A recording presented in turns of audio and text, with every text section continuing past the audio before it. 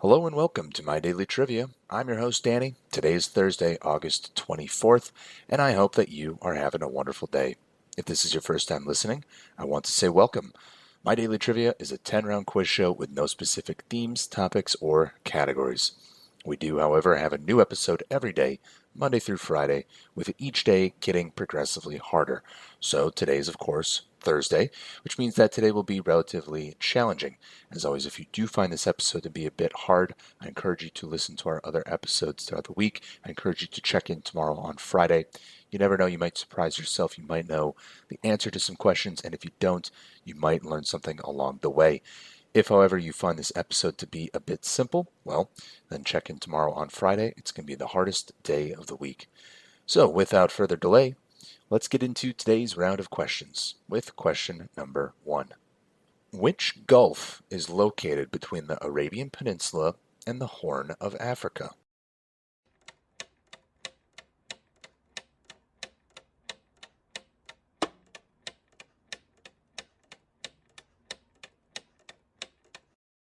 And that answer there is the Gulf of Aden. The Gulf of Aden is a deep-water gulf in the Indian Ocean between Yemen to the north, the Arabian Sea to the east, Djibouti to the west, and pardon my pronunciation, the Gardufi Channel, Socotra, and Somalia to the south. In the northwest, it connects with the Red Sea through the Bab el-Mandeb Strait, and it connects with the Arabian Sea to the east. To the west, it narrows into the Gulf of Tadjoura in Djibouti. The Aden Ridge lies along the middle of the Gulf and is causing it to widen about 15 millimeters per year. The ancient Greeks regarded the Gulf as one of the most important parts of the Erythraean Sea. It later came to be dominated by Muslim traders as the area around the Gulf converted to Islam. From the late 1960s onward, there started to be an increased Soviet naval presence in the Gulf. The importance of the Gulf of Aden declined when the Suez Canal was closed, but it was revitalized when the canal was reopened in 1975 after being deepened and widened by the Egyptian government. The coastline also supports many isolated fishing towns and villages. Local fishing takes place close to the shore, with sardines, tuna, kingfish, and mackerel making up the bulk of the annual catches. So once again, that gulf is called the Gulf of Aden. Moving on to question number 2. What is the name of the long-distance hiking trail that stretches approximately 2,000 miles, or about 3,500 kilometers, along the eastern United States from Georgia to Maine?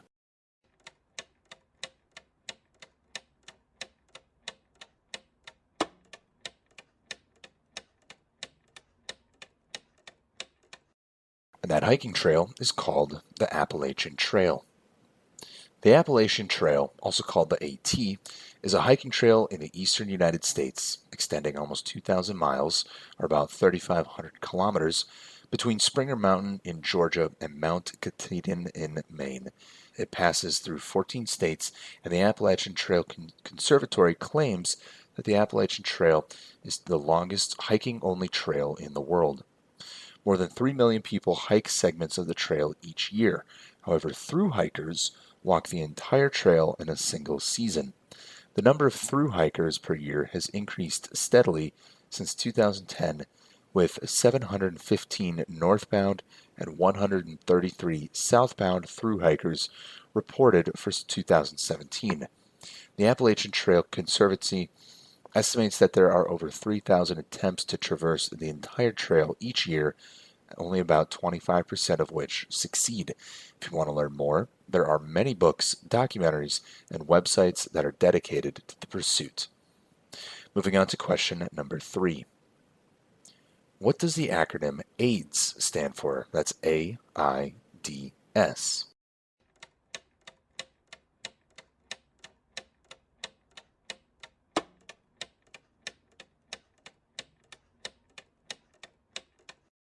AIDS stands for Acquired Immune Deficiency Syndrome and is the most advanced stage of HIV infection. AIDS is a spectrum of conditions caused by infection with the human immunodeficiency virus, or HIV. Following initial infection, an individual may not notice any symptoms or may experience a brief period of influenza-like illness. Typically, this is followed by a long incubation period with no symptoms. If the infection progresses, it interferes more with the immune system, increasing the risk of developing common infections such as tuberculosis. HIV and AIDS is spread primarily by unprotected sex, contaminated hypodermic needles for blood transfusion, and from mother to child during pregnancy, delivery, or breastfeeding. So once again, AIDS stands for Acquired Immune Deficiency Syndrome. Moving on to question number 4. Which 2016 movie is based on the real-life story of Billy Milligan, a man with multiple personality disorder who is charged with several crimes?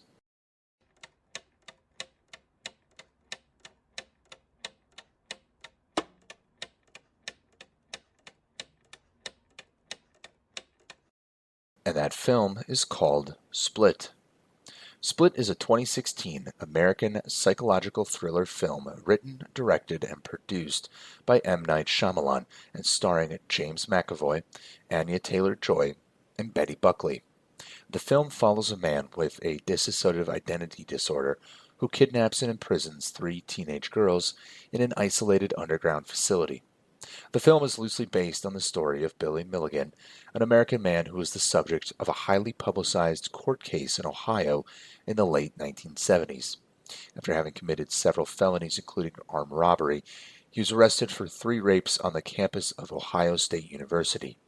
In the course of preparing his defense, psychologists diagnosed Milligan with dissociative identity disorder. His lawyers pleaded insanity, claiming that 2 of his alternate personalities committed the crimes without Milligan being aware of it.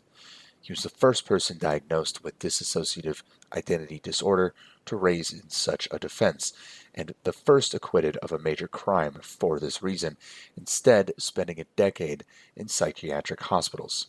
So once again, the film that's based on that story is called Split. Moving on to question number 5. What is the name of the phenomenon in which an animal disguises itself by imitating the appearance or behavior of another animal or object?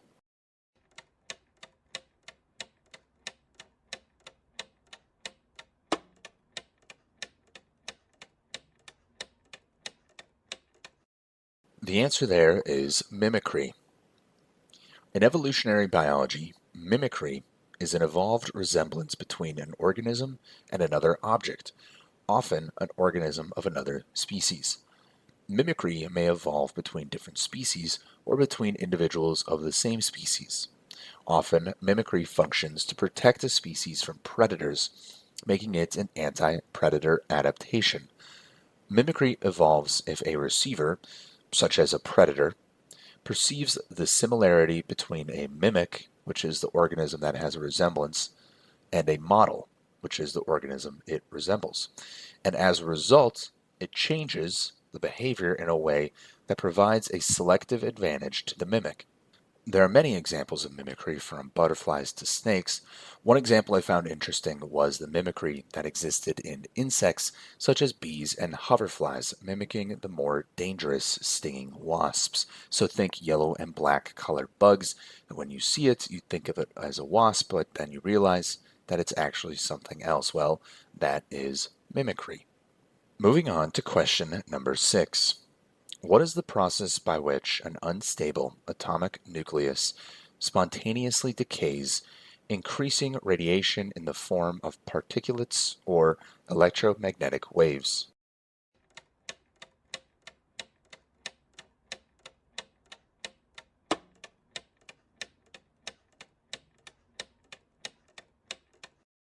And that process is known as radioactivity or radioactive decay. Radioactive decay, also known as nuclear decay, radioactivity, radioactive disintegration, or nuclear disintegration, is the process by which an unstable atomic nucleus loses energy by radiation. A material containing unstable nuclei is considered radioactive. 3 of the most common types of decay are alpha, beta, and gamma decay, all of which involve emitting particulates. The weak force is the mechanism that is responsible for beta decay, while the other two are governed by the electromagnetism and nuclear force. Radioactivity was discovered in 1896 by scientists Henry Becquerel and Marie Curie while working with phosphorescent materials. So, once again, the process of the decay that those two discovered is called radioactivity. Question number 7. Which Great Lake is the deepest and has the greatest water volume?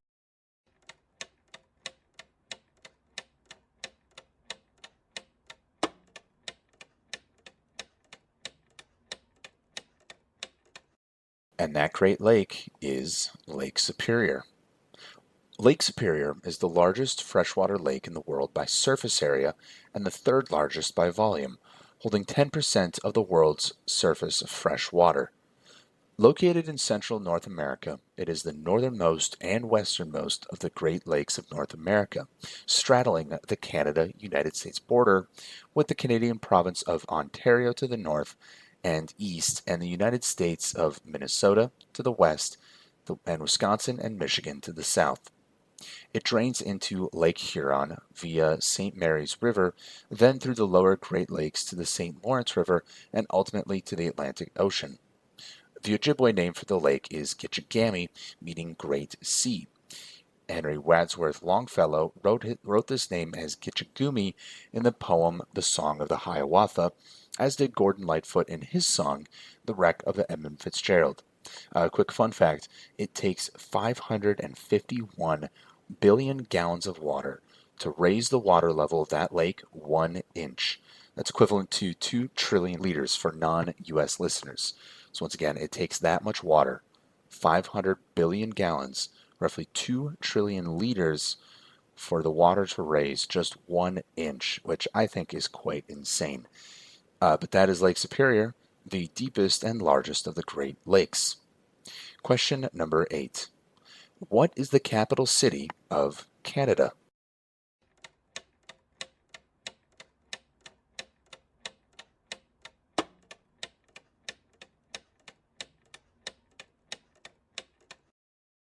Okay, did you get the capital city of Canada? Well, that capital city is Ottawa. Now, I know what you might be thinking. That seems like an easy question. However, in my experience, many people that I know actually don't know the capital of Canada.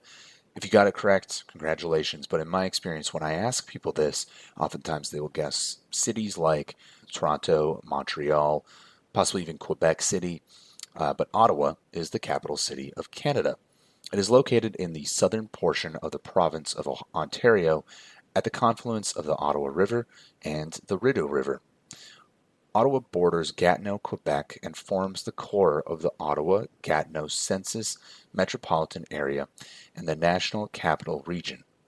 As of 2021, Ottawa had a city population of about 1 million people and a metropolitan population of about 1.5 million people, making it the fourth largest city and fourth largest metropolitan area in Canada.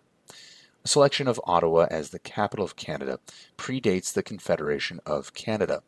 The selection was contentious and not straightforward at all, with the Parliament of the United Province of Canada holding more than 200 votes over several decades to attempt to settle on a legislative solution to the location of the capital. Ottawa was chosen as the capital for two primary reasons. First, Ottawa's isolated location, surrounded by dense forest far from the Canada-US border and situated on a cliff face. This would make it more defensible from an attack. Second, Ottawa was approximately midway between Toronto and Kingston in Canada West and Montreal and Quebec City in Canada East, making the selection an important political compromise. The first session of Parliament in the new capital took place in 1866. So once again, the capital city of Canada, a relatively challenging question. That city is Ottawa. Question number 9. What is the process by which a cell divides into two daughter cells, each with the same number of chromosomes as the parent cell?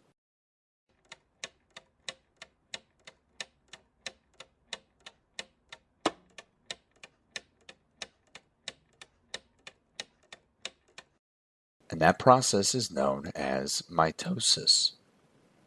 In cell biology, mitosis is a part of the cell cycle in which replicated chromosomes are separated into two new nuclei. Cell division by mitosis gives rise to genetically identical cells in which the total number of chromosomes is maintained. Therefore, mitosis is also known as equation division. Mitosis varies between organisms. For example, animal cells undergo an open mitosis where the nuclear envelope breaks down before the chromosomes separate, whereas in fungi, fungi undergo a closed mitosis where chromosomes divide within an intact cell nucleus. Most animal cells undergo a shape change known as mitotic cell rounding to adopt a near spherical morphology at the start of mitosis. Most human cells are produced by mitotic cell division. Important exceptions include the gametes, sperm and egg cells, which are produced by meiosis. So not mitosis, but meiosis. But the process by which a cell divides into two daughter cells, once again, that is called mitosis. Moving on to our final question of the day. Question number 10. Which species of fish is known for its ability to produce electric shocks to navigate and communicate?